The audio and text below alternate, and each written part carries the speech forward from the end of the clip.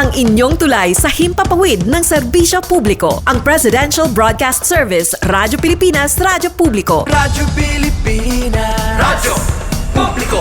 Kinilala ng pang-international at prestigyosong Asia Pacific Broadcasting Plus Awards 2025 para sa kategorya ng Government Streaming. Ito ay dahil sa epektibo nitong pagsasanib ng mga tradisyonal na media tulad ng telebisyon, radyo at print para masabayan ang mabilis na pag-inog ng mundo ng digital at social media tungo sa mas epektibong paghahatid ng mahahalaga at napapanahong mga impormasyon sa mamamayang Pilipino. Kinilala rin ang Radyo Pilipinas dahil sa patuloy na pag-akyat ng rating. Ngayon ay matatag sa pang-4 na pwesto sa Mega Manila ayon sa pinakahuling Nielsen Radio Audience Measurement Survey. At sa social media, nakamit ang mahigit 2,000% pagtaas ng bilang ng mga sumusubaybay sa Radyo Pilipinas page sa unang bahagi ng 2025. Patunay ito na ang inyong Radyo Pilipinas, Radyo Publiko ay tunay na kaagapay ng inyong pamahalaan sa paghahatid ng serbisyo sa mga mamamayang Pilipino. Mula sa aming lahat, sa ngalan ng inyong pamunuan at mga kawani ng Presidential Broadcast Service, kasama ang inyong mga himpilan ng Radyo Pilipinas sa buong kapuluan, maraming salamat po sa inyong lahat, sa inyong pagtangkilik at pagkilala. Radyo Pilipinas. Radyo Publiko. Yes, mga ikalamay adlaw ka na itong tanan og welcome dahil sa itong palaguban sa itong tulumanang usapang agrikultura. Kauban ninyo Armando Feniquito, mga igala.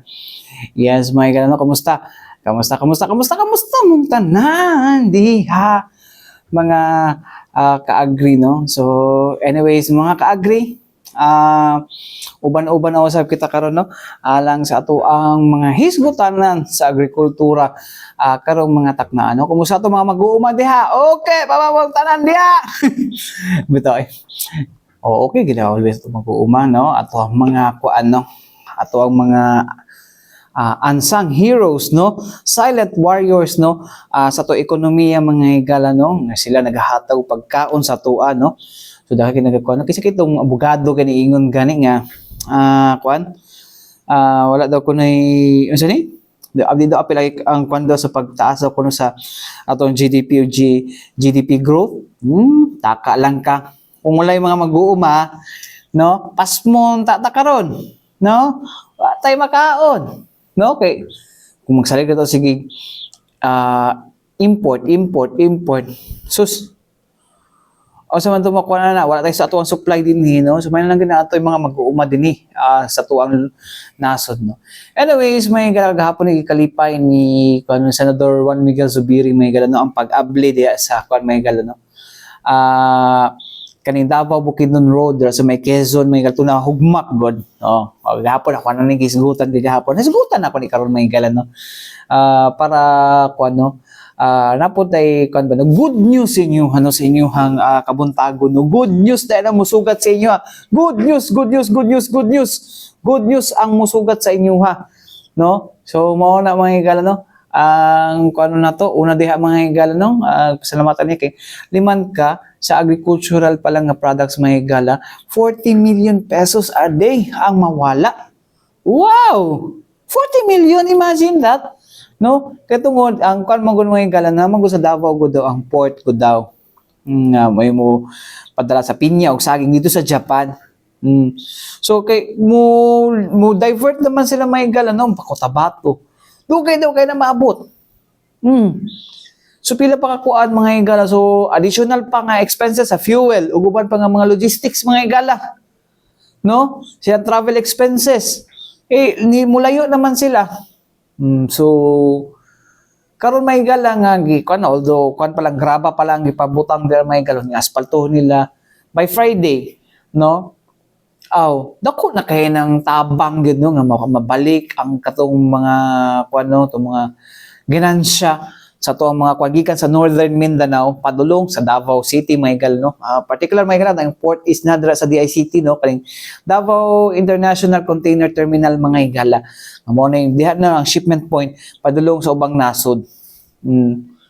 So mao na ang kuan nato, mga higala, no, mao na ang medyo lamang ta dito. Dapat yung mga processing plant po daw diri, mga sumala pa ni kuan, no. Anyways, mga higala, ato paminawon, mga higala, no, ang nahimong pahayag, no, pasalamat ni Senador Juan Miguel Zubiri, mga higala, no, nga taga Bukidnon, no? Pinaagi sa interview kagapon, pasalamat siya kay Secretary Vince Dizon. Anyways, may gala, paminaw na ito, may gala, Senator Juan Miguel Zubiri, mga ka-agree.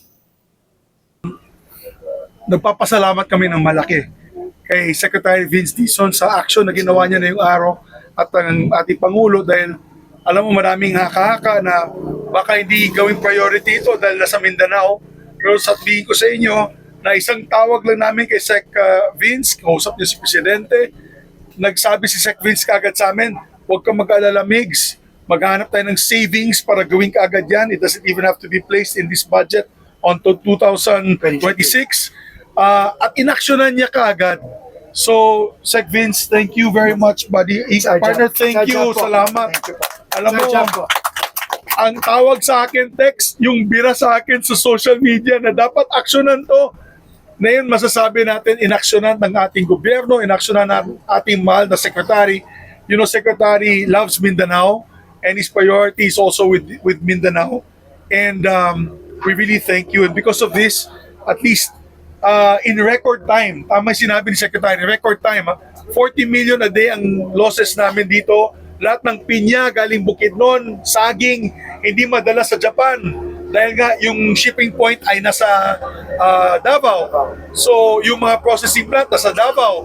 Pati yung Davao, hindi rin makakuha ng mga pagkain dito. You know, Secretary, Bukidnon is the largest contributor to agriculture GDP in the country. Largest, 7.5% ang contribution ng probinsya ng Bukidnon. Kaya nung nasira po itong kalsadang ito, we were so worried na we could not ship out and ship in food from northern Mindanao to southern Mindanao. So once again, maraming salamat, partner. Thank you so much. Thank you po. Thank you very much. Thank you to the government. So mga ito mga igala, no, ang pahayag ni Senator Juan Miguel Zubiri, mga igala, kabayan sa pag-abila sa Davao Bukidnon Road, sa may Quezon, mga igala, ito na hugmak, no. So dako kay tabang gid mga igala, no, sa pagkuan, no, sa to agrikultura, mga igala. Vital gid mga igala ang farm to market road, ug ubang matang sa roads, mga igala, no, sa pagdala sa mga produkto sa atong agrikultura, mga igala. Wala ana siya ka importante. So malang i-explain ni Senator Juan Miguel Zubiri. So anyways, may sa itong pagbalik, no, balikan na to, no, ang final nga kuan, no, pahayag, no, gikan sa ato ang mga gikan sa ato ang Agriculture Training Institute, may ganun kabahin atong sa Honeybee, asa ba to?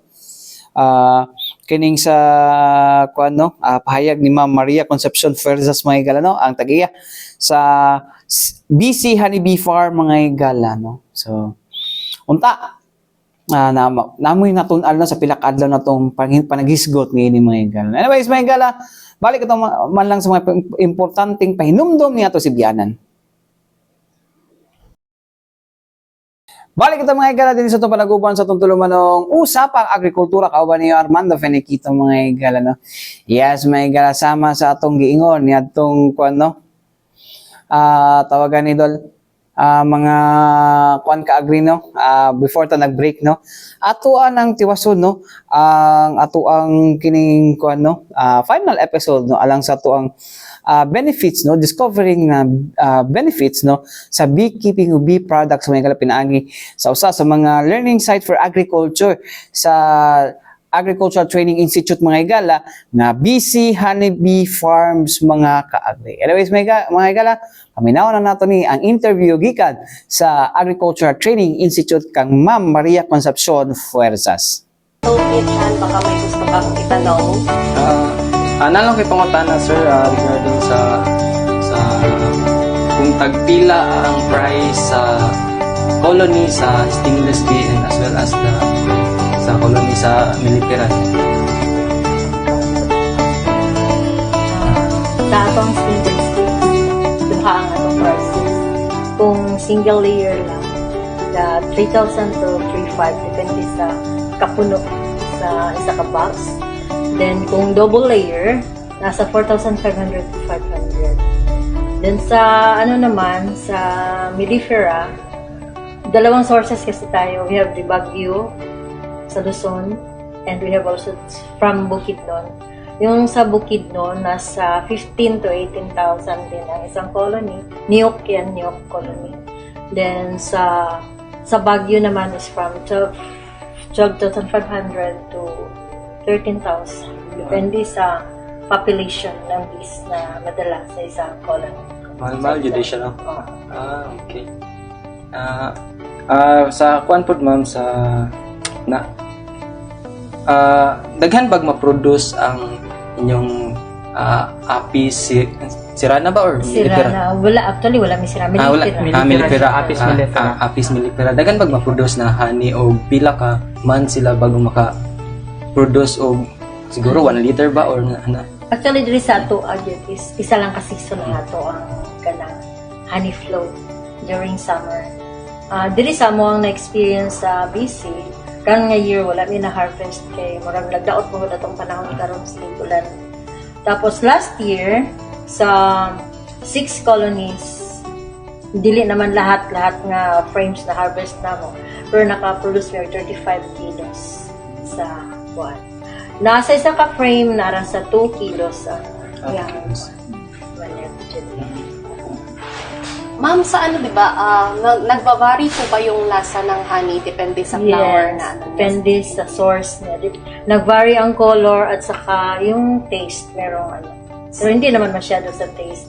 Kasi sweet man yun talaga sila. Yun sa color. Iba-iba kasi yung content ng flower, yung sa nectar, yung sa pollen po ng flower. Kaya po yung sa basihan natin sa sa honey is yung moisture content. Okay po. So, sa farm niyo, ma'am, ano po yung kadalasan na ginafeed ng We have palms. May mga palms sa Tagum kasi ang flight ng bees natin is up to 3 kilometers. 3 to 5. Yung 5, malayo na yun masyado. Radius na, ma'am, radius? Yes, radius. May palms tayo sa city, di ba? Kasi city of palms. Maraming palms tayo. May mga mango din, nara, acacia, coconut. Meron. Mga fruit trees. Marami. So, doon sa amin talaga, dyan sa Tagum, mostly is palms, coconut, acacia, at saka nara. Dagang nara dito.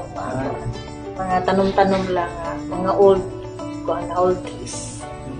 Naapad mi ko andi ay ganang isa pa kahoy nga anislag. Ang inyong mga kuan ma'am, kanang inyong mga mga frame na wala na nagamit ma'am kanang sa wax ba sa honeybees na wala na gikuha na ninyo ang mga collect na ninyo ang honey. Ginaunsa ninyo ang Buwan na ang gigamit ang beeswax. Mo ninyo ginakuan, Purify na siya. Ginaluto naman na para ma-collect ang beeswax ng pure. Tapos unsa pud ang inyong mga products sa inyong learning site ma'am na ginabuhat For karon? now, mo na to kang na ami beeswax candles, na ami mga ointments out of propolis, then napod mi lip balm from beeswax food, liniment oil, na mi throat spray, napod yun mi hair oil para sa mga upaw daw o katong mga nipis na buhok. Pwede to siya, propolis gyapon na siya.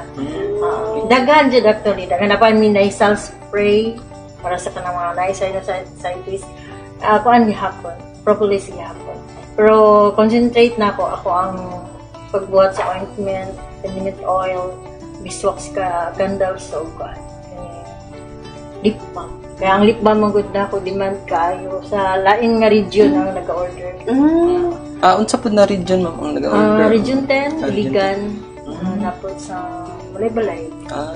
Balay. Sana ano, ma'am, kung dito lang sa Davao region, saan po yung direct pwede kaming magbili or store po Sa ba? BC, ma'am.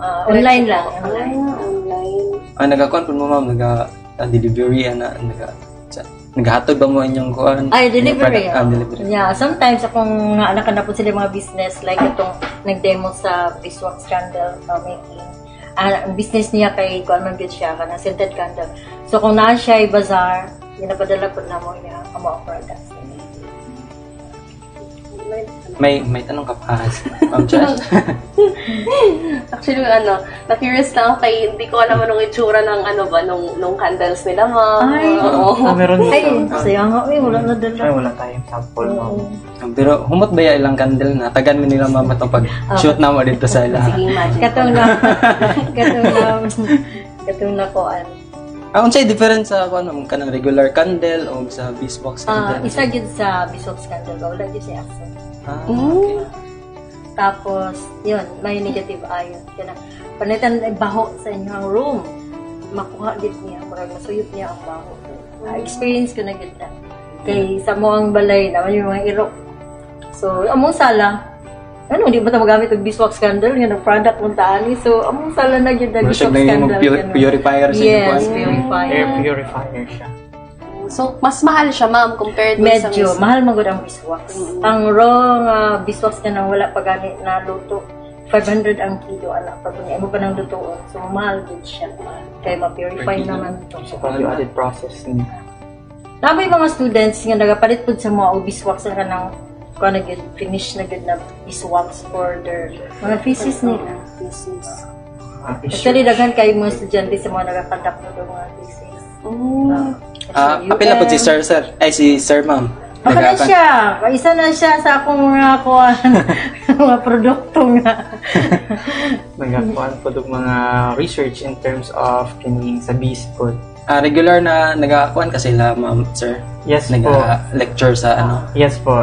Every Saturday po, pagkuan ka ng in lecture time po siya kasi that just mean there are also other staff po na mga trainers din or mga trainers po sa BC Honeybee Farm po na like puli-puli mi ba.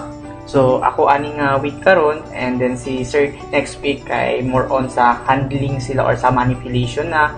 So more on sa lecture ako din sila doon sa actual demonstration. Actually, tabangan yun nila kay akong nabilin nga eyesight is only 10% na. Ang ako na lang yun to facilitate kung saan matabang na po. Sila na nga akong anak na po ko'y anak na beekeeper from Qatar. Ang akong husband. Sila. Na family business din nila. sa inyong farm, Ma'am, kapila mo mag-management sa inyong kuan? Actually, Colonies? ang ato ang kuan, ang millifera, kailangan dyan siya every 10 days or 7 to 10 days ang checking yun. Nagyutaan na. Kaya kung ma-failure taan na ang mga schedules, naagi problem na mahitabo. It's either na queen cell or nag-swarm ba, nga wala na hibalaan. So, naagid may regular checking. Sa mga estudyante, every 7 days nila checking. Well, sa stainless bees, pasagdan lang na nimo dito. Nailhan nimo kung daghan pa sila or wala na, kaya wala na tao sa gawas. Or, pwede nimo alasahon kung bugat pa ba sila o dili na. Mailhan din Dili sa na sige pag-alsa. hag-abre. Para ma-feel man nimo kung heavy siya or dili. So, sa comment section tayo balik, ma'am. Meron po tayong nag-question. Si Ma'am Marisol Amihan. Sabi niya, unsay tips po pag-start og bee farming? Currently, na ako sa Qatar ug plano ko mag-start sa Santa Cruz, Davao del Sur. So, definitely po, mag-visit po talaga sa BC Farm po. So, unsay tips na Isa jud ana is learn the procedure mo na. So, kailangan niya mag-undergo siguro of training. And then, saka na natin mag-desisyon kung anong gusto niya na species. The European bees ba or the stingless bees? Depende sa area niya. Tapos, we can start 2 colonies sa isang farm. 2 colonies dyan ang Kailangan required kasi ninyo. may backup, para may backup ka. Kasi pag mag-colony collapse yung isa, may backup ka pa na isa. So, may maka-donate, maka-support. Okay. So, po, ma'am? Saan po ba fit yung European bees na area? Basta wala lang pesticide, walang pesticide application sa area. Tapos, yung mga pest and diseases, man lang yan. Nasa darating talaga yan. Sa management na po yan siya papasok. Ang importante talaga sa area na walang spray ng pesticides. Pesticide free. Like papasok po siya sa organic agriculture na aspect po. Okay. Okay, napabay question sa atong live viewers.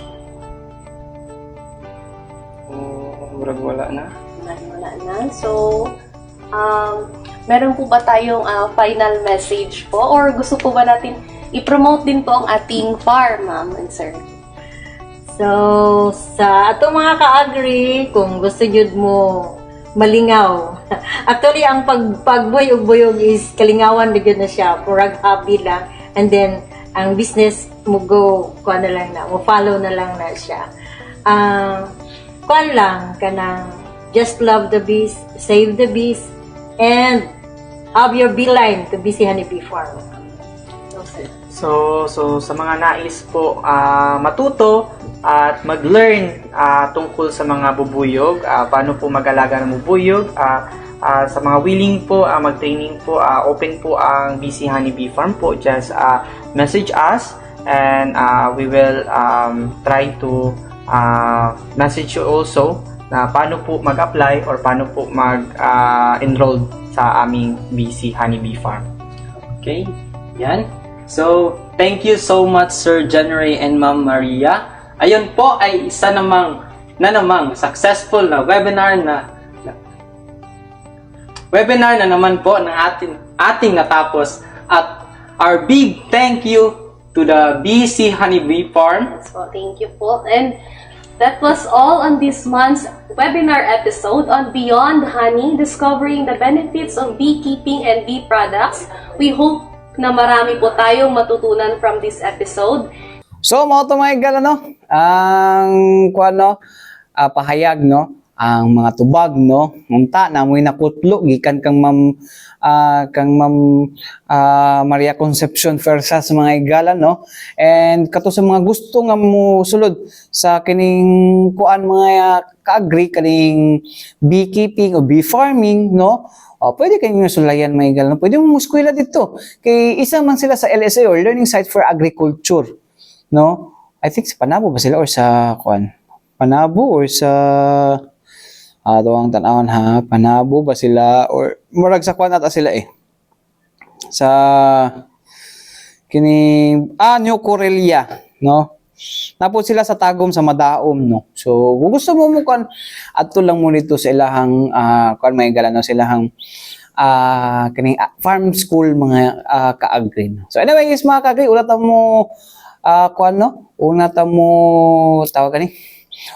ta mo siya tawag ka sa Bisaya ganyan, nakalimutan ko Bisaya ba, siya tawag na una ta mo mga igalan mo, bye-bye mga igalan, ato sang sayron mga kaagri, ang lakat sa itong panahon, pinagi sa ito ang DOST, pag-asa.